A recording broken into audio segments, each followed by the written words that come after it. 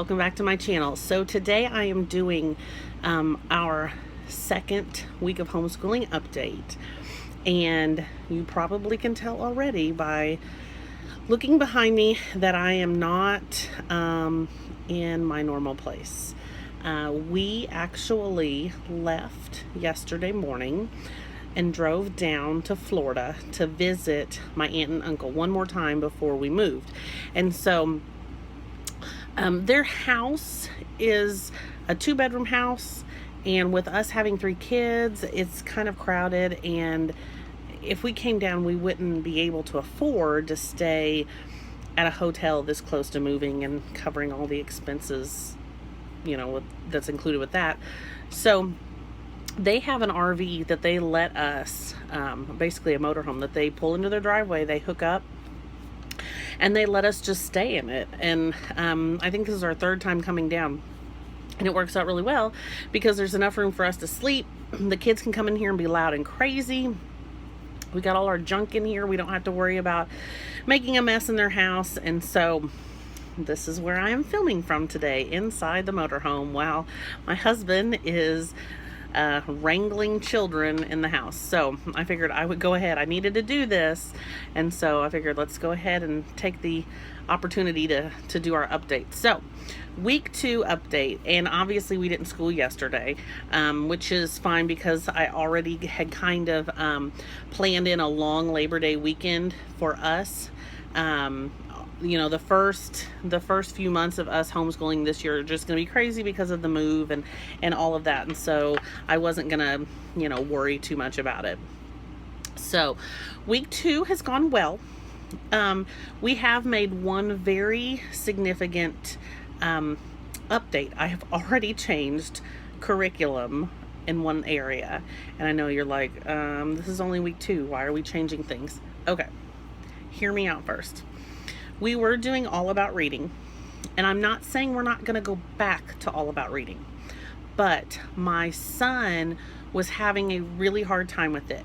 We did really well with the pre-reading and the level 1 and level 2. It's not that it's too hard for him.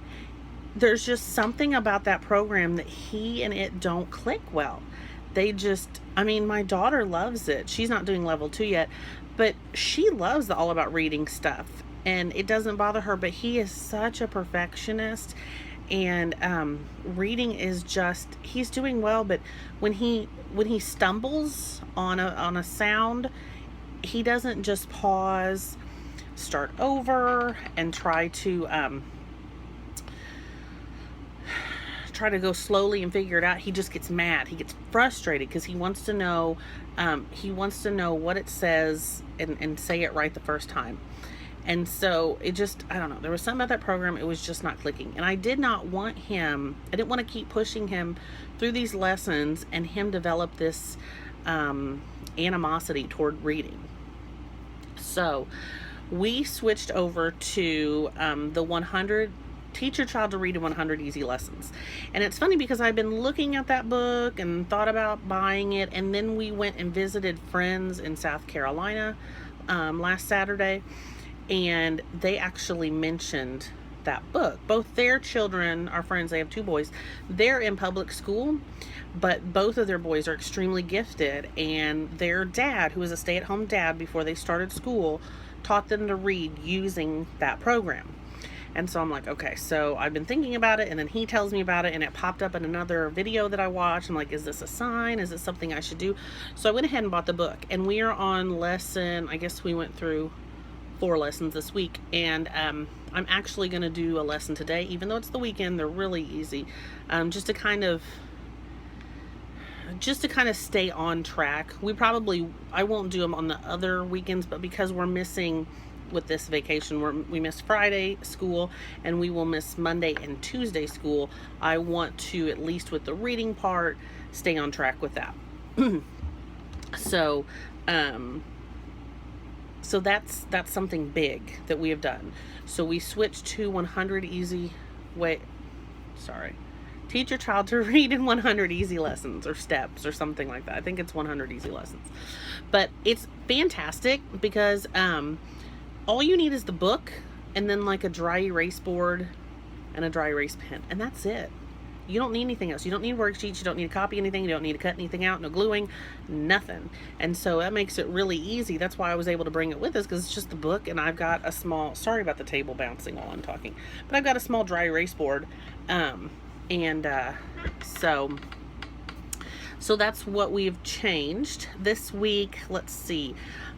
Bible is going well. The Grapevine Studies, it's going really well. The kids are picking things up and they're liking it and learning a lot. History is going well. It's a little wordy. I did skip one reading. It was part of the Native American focus, and we had done quite a bit of reading already, and I knew that they were like, if I had tried to make them sit and listen for 10 more minutes, it was just not going to work. But so we did our history, and like I said, this it's a little bit wordy, but I can see that they are learning to sit still a little bit better while I read out loud, which is awesome. Obviously, it will be even more awesome when they learn to read it themselves. But we're doing good with that. We've done some activities this week. We learned a friendship dance, a Native American friendship dance, and I found some powwow music on YouTube, and we danced that. That was kind of fun. And let's see, what else? Science has gone really well. We did our edible cell this week. The kids like that because it's a bunch of candy. And the kids are excited about learning about their bodies. Math is going really well. The primary mathematics with Singapore math is a fantastic program, at least for us. It's working really well. Now, I did add in a few things. Now, for my son, I bought the Kumon Telling Time book and Counting Coins book. I bought those, and they were both for level, I believe it's like 4, 5, and 6. I'll try to link those below. But I bought those two for him because the primary mathematics, that's not really, at least in part A, I've gone through part A, what we're doing the first half, that's not in there, and I want him to pick that up pretty quickly. And he's picking it up super fast. And I have manipulatives. I have a set of Melissa and Doug money, and I have the Melissa and Doug telling time clocks. So some days we do the workbook, some days we actually use the manipulatives. So that's working really well. And then for my daughter, we're using the K4 program from Erica at Confessions of a Homeschooler, but I've also added in the Kumon uppercase and lowercase letters, and I think it's a coloring book, because she still has, when she's coloring, it's not even like she's trying to color in the lines. It's just like, you know, and so those 3 workbooks are working out really well for her. She likes them. We only do like 1 or 2 pages at a time. She would probably continue to do more if I let her, but I don't want her to get burnt out, and I want her to retain that information rather than just going through it and just doing it, you know, just a whole bunch of pages at once, because you can. So, sorry about my hair. We were at the beach, so kind of sorry, not sorry. We were already at the beach this morning, and my hair is just windblown and a mess. It's crazy bananas.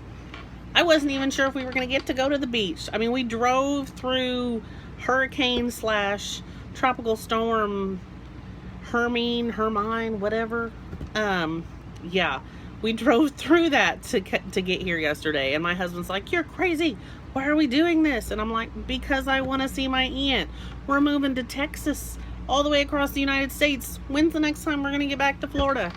So, yeah. So I wasn't even sure if we get to go to the beach. I thought it'd be raining the whole time, but it's gorgeous outside. So it's kind of like 9 o'clock comes, the kids are up, we've had breakfast, it's gorgeous. Make hay while the sun shines. So we ran to the beach and partied for a couple hours there and got lunch, and now everybody's kind of crashed watching Netflix. So anyway, our second week has gone really well. Next week I anticipate we're just gonna have a short week again, because we leave here Tuesday, so we'll do Wednesday, Thursday, Friday, and then after that we'll have a full week, and then the week after that we go on break because the packers are coming to pack all our stuff up. And you know, I probably could still school us, but it's just going to be too crazy because, you know, I'm going to want to keep an eye on the people packing, and I'm going to have to worry about making sure that we get the stuff, the homeschool stuff we will need until we get all of our household goods delivered to us in Texas. So that's going to be fun. But I hope y'all are having good weeks. It seems like the people I watch who are doing the homeschool week update are doing really well. I don't know what it is about this year. Last year, I guess it was just the first year, and I was just, I think I was trying to stick, not really to a schedule. I have in my mind, like, this is how it should be. And this year I'm like, no, it doesn't have to be anyway. You know, it can be, we can be flexible on the time, and we can change curriculum after the first week if that's what it takes. And yeah, I just feel like we've kind of already found our groove, and it's really cool. So it'll be interesting to see how that works out when we move. And I mean, my son still, every time I say, okay, it's time for school, he's like, ugh. But I mean, that's just him. He just doesn't like to sit still for anything. It's not that he's not enjoying school. He just doesn't want to be made to sit still. And my daughter loves it. You know, she's always ready for school. We're still doing the PE in the morning. That's working really well. I mean, the first thing they ask when they wake up, what are we doing for PE? And so it's been working really well. I know every time, like Tuesdays and Thursdays, we do science. So when we do history and science back to back, it can be wordy.